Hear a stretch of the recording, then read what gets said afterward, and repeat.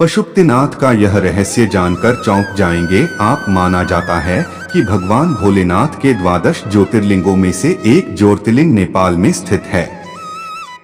इस ज्योतिर्लिंग को पशुपतिनाथ ज्योतिर्लिंग के नाम से जाना जाता है। शास्त्रों के अनुसार यह ज्योतिर्लिंग उत्तराखंड में मंदाकिनी नदी के तट पर स्थित केदारनाथ ज्योतिर्लिंग का हिस्सा है। केदारनाथ का पशुपतिनाथ से है अनोखा नाता। पशुपतिनाथ के विषय में कथा है कि महाभारत युद्ध में पांडवों द्वारा अपने गुरुओं एवं सगे संबंधियों का वध किए जाने से भगवान भोलेनाथ पांडवों से नाराज हो गए। भगवान श्री कृष्ण के कहने पर पांडव शिव जी को मनाने चल पड़े। गुप्त काशी में पांडवों को देखकर भगवान शिव वहां से विलीन हो गए और उस स्थान पर पहुंच गए जहां पर वर्तमान में केदारनाथ स्थिति है। शिव जी का पीछा करते हुए पांडव केदारनाथ पहुंच गए। इस स्थान पर पांडवों को आया हुए देखकर भगवान शिव ने एक भैंसे का रूप धारण किया और इस क्षेत्र में चर रहे भैंसों के झुंड में शामिल हो गए।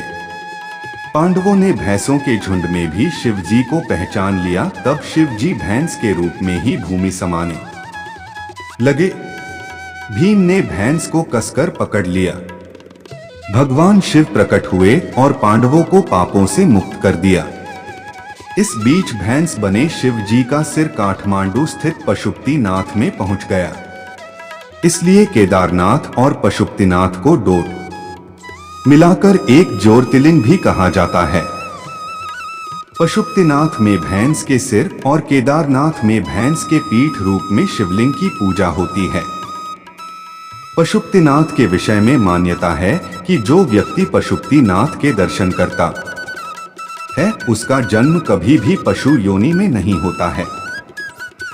जनश्रुति यह भी है कि इस मंदिर में दर्शन के लिए जाते समय भक्तों को मंदिर के बाहर स्थित नंदी का प्रथम दर्शन नहीं करना चाहिए। जो व्यक्ति पहले नंदी का दर्शन करता है बाद में शिवलिंग का दर्शन करता है उसे अगले जन्म पशु योनि मिलती है। पशुपतिनाथ ज्योतिर्लिंग चतुर्मुखी है।